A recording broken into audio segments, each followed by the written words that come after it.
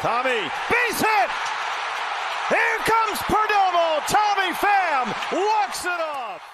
Welcome to another Valley Sports Plug Arizona Diamondbacks recap for August 14th through August 27th, 2023. I'm Chris Patrick, and with me today are my co-hosts Michael Benjamin and VSP Tallman, here to break it all down for you. So let's go ahead and get right into it.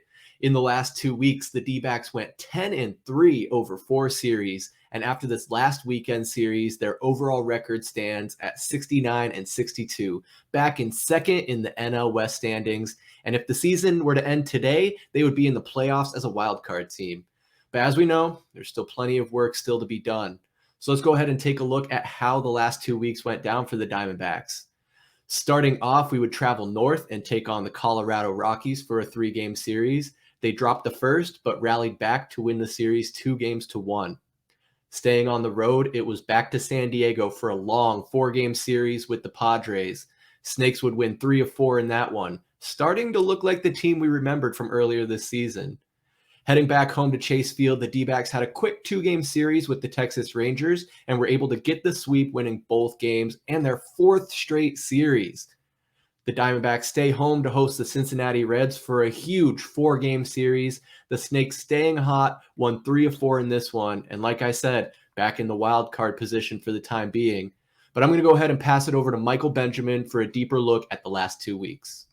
We start with a flight to Mile High Country and begin our 2 weeks with an L, as the Rockies rally to snap a 5-game skid. But the overall explosion for this ball club truly begins in Game 2. Behind Ketel Marte and a 5-run 9th inning. Christian Walker continues his barrage in Game 3, jacking 2 home runs, and a bullpen game started by Slade Ciccone clinches the series for the D-backs. Then it was back to San Diego for another matchup with the pesky Padres. Tommy Pham and Zach Gallen led the charge to victory in Game 1.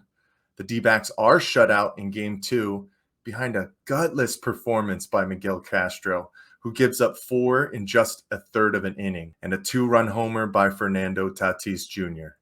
But like I said, momentum has been changing. Hurricane Hillary forces a doubleheader on Saturday, August 18th, where Paul Sewald holds on with his pants on fire in Game 3 for a 6-4 victory, and Gabby Moreno smashes a grand slam in the 7th, sealing San Diego's fate for the series and possibly their chances at a wild card spot.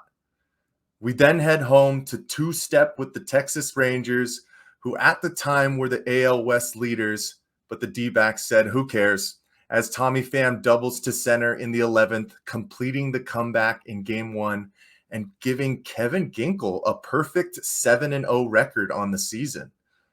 And let's call it the 2-game two-step, I guess, as we finish off the series sweep in Game 2 as Zach Gallen strikes out 11. Is he back in the Cy Young discussion? I don't know. Time will tell. But we finish as the Cincinnati Reds come to town, fighting for wild card positioning, and the D-backs were out for blood and redemption.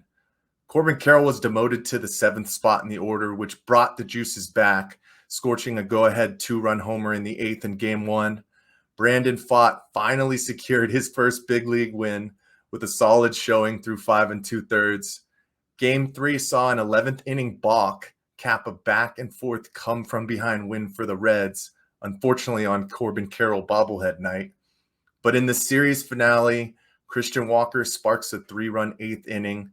Newly acquired Ryan Thompson pitches a perfect 9th, and the Diamondbacks get their revenge, pushing the Reds further down from a possible trip to October baseball.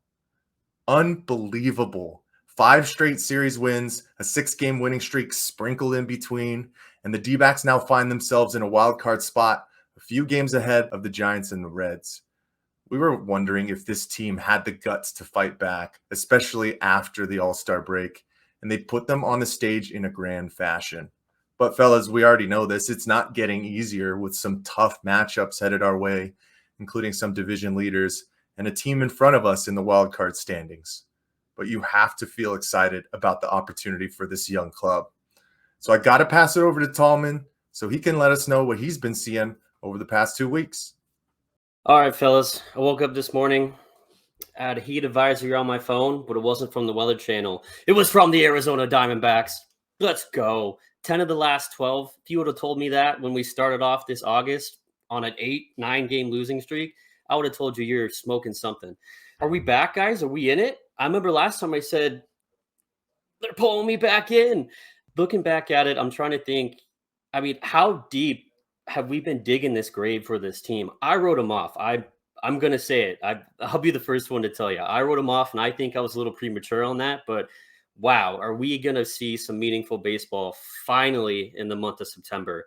What's really jumped out at me, guys, is we're getting quality starts from those guys lower on the pitching rotation. Slade Zacconi, what's going on? Brandon Pfaadt, you mentioned he got his first win. The guy's looking like, he's might actually have the stuff that gave him all that hype coming into the league. So that's great. I mean, also looking, we got Zach Davies back. I was, oh my God, when he came back and made his first start, I was a little shaky, but hey, he gave you a quality start. He's giving you a chance to win, right? And that's all we can ask for. Looking at the other guy, Merrill Kelly, you mentioned Zach Gallen. Is he back in the Cy Young talk? Dude, Merrill Kelly's, we might have 1A and 1B, not 1 and 2. I think Merrill Kelly is going to be, if he pitches like he has been in August, dude, this team is going to be no joke. So I'm loving the pitching. I'm always super critical on the pitching. Paul Seedwell has been a great addition, I think. And the pitching staff is giving this team a chance to win baseball games again. And we're back to the scrappy D-backs. I couldn't be more excited. Absolutely, man. What a difference 2 weeks can make in this league. The Diamondbacks appear to have turned it around, and you're absolutely right, Tallman. Some meaningful baseball here in September is what we've all been thirsting for. The outlook was bleak there for a little while, but the bat's starting to get it under control. The pitching's looking better, but will remain under a microscope as we kind of rotate guys in and out and try and find that sweet spot. Been really impressed with Brandon Pfaadt. Like you mentioned there, he got his first major league win in 2 starts. He was 1-0 in the last 2 weeks, an ERA of 1.46. That's better than his 7+ that he was rocking for the season so far, and 10 strikeouts over those 2 games. So not too shabby. Like I mentioned, the bat's coming back to life. Christian Walker batting .292 with 14 hits, 4 home runs, and 14 RBIs. Alec Thomas, I mean, we can talk about him making the catch of the year out there in center field. But with the bat, man, .316 average, 12 hits, 10 runs in the last 2 weeks. Just absolutely electric. Zach Gallen, man, it seems like sometimes he's 2-3 steps forward and 1 step back. But in the last 2 weeks, 2-0 over his 2 starts, an ERA of 1.46 and 14 strikeouts. Man, I'll take it. And last to mention, Paul Sewald, the guy we picked up at the trade deadline in the last 2 weeks. He's picked up 5 saves in his 7 appearances, an ERA of 2.70 and 7 strikeouts. I think it's important to note after that series with the Reds, they still hold the tiebreaker over us in that wild card position. So it's important that we continue to pile on as many wins as we can and build that separation out even more from the rest of the pack. But Mike, it's that time in the recap where I got to know, who is your player of the recap? Our new additions, they're really not fresh faces anymore. We're weeks behind the trade deadline, but this man has really been performing at an incredible rate, and he's a new addition to our player of the recap, and I had to go with outfielder Tommy Pham. Man, over the past 2 weeks, he's been hitting .275, 14 hits, 2 home runs, 11 RBIs, 9 runs scored, and 3 stolen bases. He's had 3 multi-hit games. He just had a 15-game hitting streak broken on Saturday, but he comes back the next night with a 2-for-3 performance and contributed on the base paths. I mean, he's just really taken advantage of his new opportunity outside of New York and basically forced the Diamondbacks to push Jake McCarthy back to Reno. And guys, I mean, I got to be honest, this week was close with Christian Walker right nipping on his heels, man. He's been a stud as well. But we had to show some love to the newcomer, so I had to go with Tommy Pham this week. So, Tallman, I know you took Mike Hazen on our last recap. Are you going the same route, or who are you looking at this time? Yeah, so same route. I think I'm going to take the third base coach, Tony Perez-Chica, because he has just been the best out there, the best sends, the best halts. This guy needs to go get some damn glasses. Or he's got some. He's an older dude. I think he's got glasses. Someone needs to make sure they're clean. I'm just joking. But no, in all seriousness, I'm going to take Merrill Kelly. I was already glowing about him back earlier in the recap here, but we're going to go with him. 3 games started.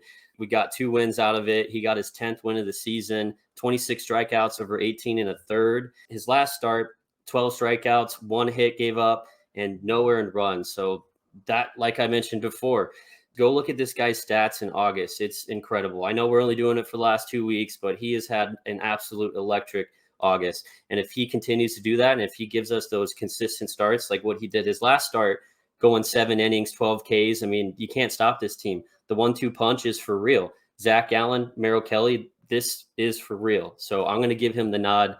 I think he's had an outstanding August, and that last start, I just couldn't get enough of it. Man, it was really hard to choose with how many guys have been playing well these last couple weeks, but I think you can all guess who my player of the recap is going to be. It has to be our dude, Corbin Carroll. I thought he was starting to hit a wall here a little bit here in his rookie year, but he decided to prove me wrong. In the last 2 weeks, batting .381 with 16 hits, 5 RBIs, and 4 stolen bases, and in doing so has become the 4th rookie ever to be in the 20-40 club, and that's 20 home runs, 40 stolen bases in his rookie year. I think he's a surefire winner of the Rookie of the Year for the NL this season, and I am just so excited that this kid is on our team. He's been secured long-term, and as long as he stays healthy, he's going to be the face of this franchise for a long time coming. But guys, the season, we still got some time left. So let's take a look at these next 4 series we have coming up in the next 2 weeks. First, we will hit the road and take on the Los Angeles Dodgers for a big 3-game series. After that, we'll come back home to host the Baltimore Orioles for a 3-game series at Chase Field. Coming in right after them are the Colorado Rockies for a 3-game series. And then we're back on the road for a long 4-game series against the Chicago Cubs at Wrigley. So guys, going to be curious to see what we're talking about here in 2 weeks. I hope everybody tunes in and keeps following along with us here at Valley Sports Plug. For Michael Benjamin and VSP Tallman, I'm Chris Patrick, and we'll see you next time. Peace.